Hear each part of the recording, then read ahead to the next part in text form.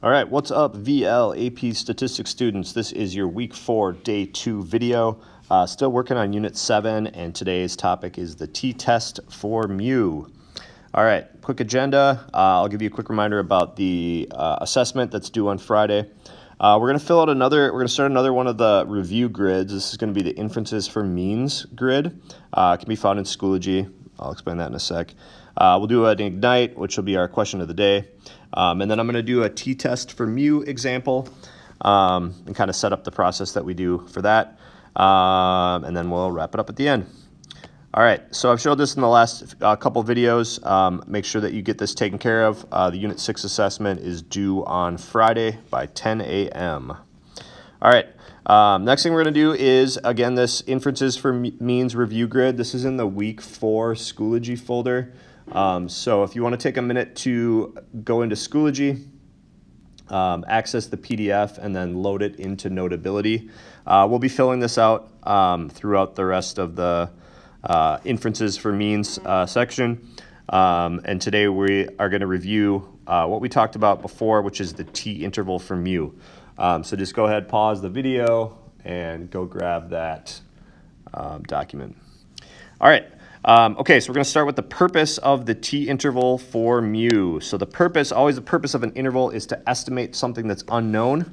So in this case, we are going to estimate. So to estimate an unknown population mean, right? That's mu. So we're estimating mu, an unknown population mean. And remember, we're using the t-interval when we have to use s in place of sigma.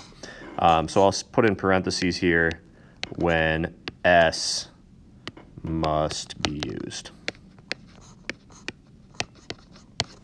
All right, so that is the purpose of the t-interval for mu. So now we're going to go into the conditions. So we've been spending quite a bit of time with conditions here. First condition, as always, is going to be your random sample. Right, so either you had a random sample or there could have been some randomization that was happening in an experiment. Second condition, I'm just going to write the 10% rule, but remember, you know that as the sample needing to be less than or equal to 10% of the population size. The third condition is our large sample large normal condition. And remember, a quick way to check that is just to see if n is greater than or equal to 30. So that will instantly take care of that condition. But there's a couple other ways to check it as well. Or you may have a normal population. And that's usually just given to you in the problem statement. So a normal population. And then a third way to do it, or usually I'll make a box plot. So, or the box plot shows no skew and no outliers. All right, so those are your conditions for the t-interval for mu. Critical value. All right, so our critical value here is t, right? It's a t-interval, so that critical value is t. And then remember, that comes from the inverse t calculator function. And remember that has two arguments. The first argument, remember, is the tail probability of the confidence level. So remember, if you're doing a 95% confidence interval, your tail probability would be 0.025. And the second argument, remember, is your degrees of freedom. And remember, that has a simple formula, n minus 1. So if you have a sample of size 25, you're going to have 24 degrees of freedom. All right. Next column here is the interval formula. The interval formula is x bar plus or minus your critical t-value. Sometimes you'll see that as t star times the standard error formula for the sampling distribution of the x bar. And that is s over the square root of n. So that is your interval formula. And then calculator trick, we haven't talked about this one yet, and I will show you this in a few moments. The calculator function for this one is just t interval. t-interval. And after we do our example in the question of the day, I will show you how to use t-interval, so stay tuned for that. All right, so that's that first row of your inferences for means review grid, and we'll kind of keep coming back to this document as we learn more and more procedures. Okay, so next up we're going to go to the question of the day. So this will review that t-interval for mu, so you get a chance here to apply some of the things you just wrote down. I'll read it to you, and then I'll give you a few minutes to work on it. So a random sample of 36 Americans yielded the following data on the number of pounds of beef consumed per year. The X bar value for the 36 Americans was 118.44 pounds. So again, this is the number of pounds of beef consumed per year. And that had a sample standard deviation of 5.66 pounds. So that information, again, came from the sample of 36 Americans. And your job now is to calculate a 95% confidence interval for the average number of pounds of beef consumed each year per person in the United States. And I would like you to use the 4-step process. So go ahead, pause the video, and then on paper you can just write down that 4-step process. Make sure that that gets submitted to Schoology for your week 4 day 2 Ignite. So take a moment, pause the video, work through the problem, and then come on back for the solution. All right, welcome back, everyone. Hope that problem went well for you. So I'm going to go through the 4-step process. So I have it all here for you. So first thing I do is I always write down information from the sample, so X bar, S, and N. I also usually write down the confidence level, so I'm doing 95% confidence. And I know I'm going to need my degrees of freedom, so I wrote that down as well, 35 degrees of freedom for a sample size of 36. All right, step 1, with an interval, you need to do 2 things. You need to name your procedure, and you need to identify your parameter. So I have done those 2 things here. I will construct a 95% t-interval for mu, that is the procedure. And then my mu value, so where I say mu equals, this is now defining or identifying my parameter. So mu is the true mean number of pounds of beef consumed by Americans per year, per person per year. Okay, that's step 1. Hopefully that is what you wrote. Step 2 are your conditions. So we just went through these. Random sample, check.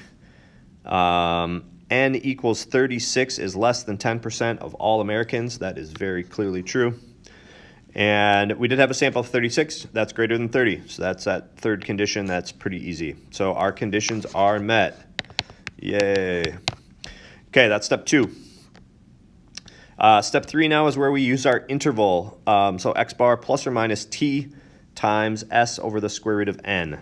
So I used inverse t here to get 2.03. So in my calculator, I did inverse t 0.25 comma, and I used 35 degrees of freedom, and that gave me that t value of 2.03. It does give it to you as negative. I always write it down as positive because you do have a plus or minus in that symbol, so it doesn't matter if you put in a positive t value or a negative t value, it's going to give you the same interval. Okay, so then that goes here in for t. I then put in X bar, S, and N. It gives me a margin of error of about 1.9 pounds to go along with my point estimate of 118.44, and then gives you this interval, about 116.5 to a little over 120 pounds. So that would be my estimate for the true mean number of pounds of beef consumed per person per year in the U.S. Okay, so let me also show you how to do this on your calculator using that t-interval function. Okay, so I'm gonna go up to my calculator. All right, so I'm gonna use again the t-interval function. So I'm gonna go to stat, tests, and I'm going to go down to t-interval. So again, it's the stat button, tab over to tests, and then scroll down to t-interval, hit enter. It allows for 2 ways to input your information, either as data or as statistics. So in my case here, I was just given the summary statistics, so I'm going to go to stat. Sometimes we've seen where you actually have a list of data And then you can just put your input as data, and then it'll just pull all that information right off of your data set. But I'm going to go to stats, and then I have to type in X bar, S, and N, as well as my confidence level. So I'll go ahead and do that. 118.44, 5.66, and 36 is my N value. Confidence level does need to go in as a decimal, so 0.95. So go ahead and try this with me as well. Feel free to pause if you need to. And then I'm going to go to calculate, and notice right up here at the top, that gives me that exact same interval I did using the formula. So 116.52 to 120.36. All right, so that's your T interval. It's pretty easy to do using this calculator function. Feel free to use this in place of the formula in step 3. Okay. So that's step 3. Step 4 then is just to do your interpretation. I'm 95% confident the interval 116.52 to 120.36 captures the true mean number of pounds of beef consumed by Americans per year. So that is, again, my step 4. All right, so that's your 4-step process for the T interval for mu, as well as a little information on how to use that T interval calculator function. Okay, now we are going to move into the t-test for mu. So it's going to be a pretty similar process. We have done significance tests already for proportions, but this is our first one for a mean. A few small differences, but we'll kind of get to those as we need to. But I'm going to use the example that we used in the last video.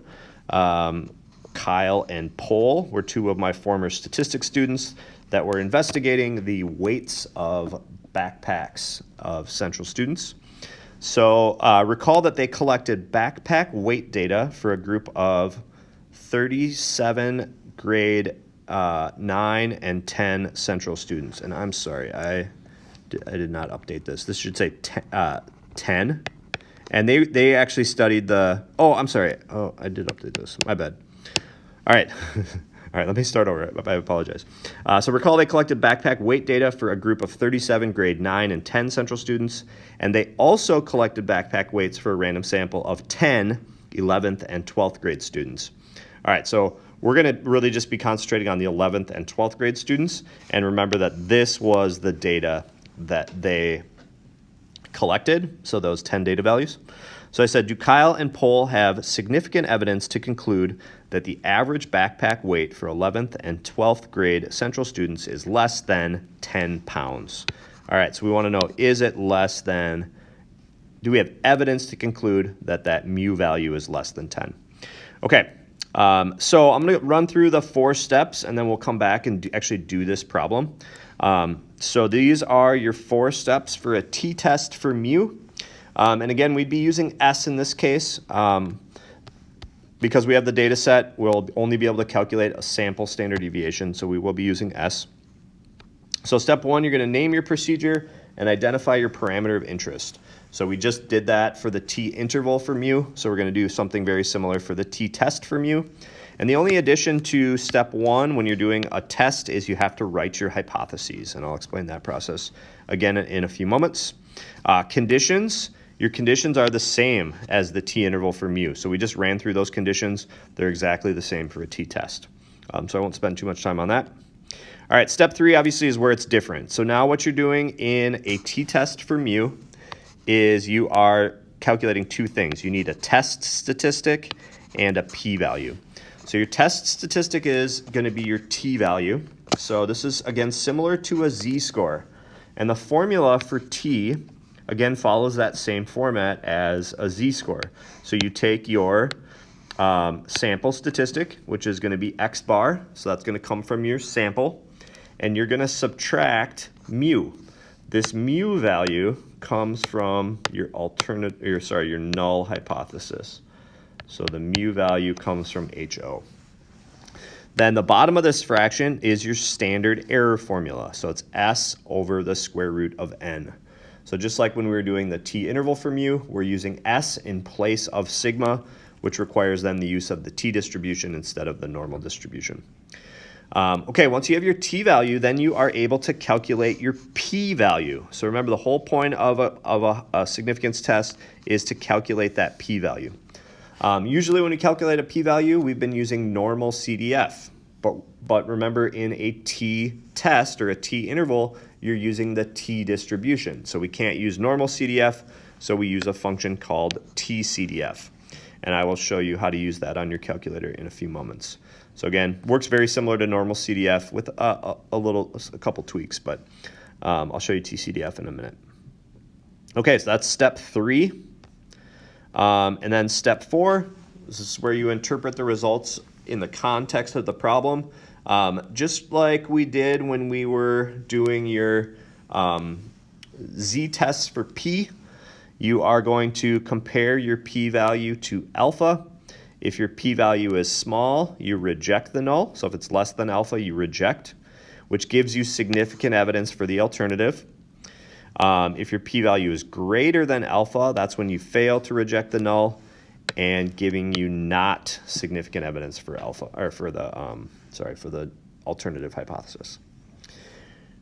Okay, so that's step 4, where you again compare your p-value to alpha, and then you do your conclusion and you do a little writing. Okay, so I am now going to apply these 4 steps to Kyle and Pohl's 11th and 12th grade data set. So let's complete the 4-step process for Kyle and Pohl's significance test. Okay, so we want to know, do Kyle and Pohl have significant evidence? And we're going to test at the alpha equals 0.025 level of significance. And again, we're trying to show, is the average backpack weight less than 10 pounds? Okay, so I have the 4 steps here. The first thing I do before I move into my 4 steps is, again, I write down everything I know. So I know X bar is 9.27. I know S is 1.131. I know N is 10. And I got all of this from from 1var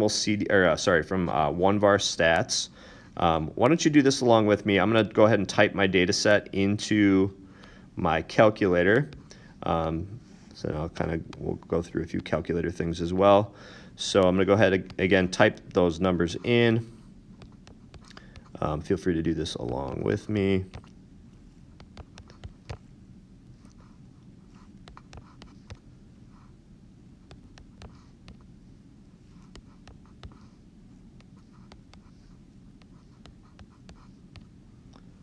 Okay, and then I always just double check, make sure that I have all of my numbers in correctly. I do have 10 values, they're all in correctly. All right, so remember then, to get those summary statistics, you go stat, calc, 1var stats, make sure your list says L1, calculate, and again, those are those numbers that we had in the last video as well, 9.27 with a sample standard deviation of 1.31. Okay, so that is what I have here. And then once I have all that stuff calculated, again, my alpha value is 0.025. I'm going to have 9 degrees of freedom. Degrees of freedom are going to come into play here as well. Step 1, I will conduct a t-test for mu. So that is the name of my procedure. And then I also need to identify my parameter. That is mu, the true mean backpack weight in pounds for Central 11th and 12th grade students. And then here are my hypotheses. So I didn't have to do these in the t-interval, but I do have to do them in the t-test. I am testing a hypothesized population mean. So mu in this case is 10. So remember that I'm trying to show that the backpack weight is under 10 pounds, which then makes my alternative less than 10.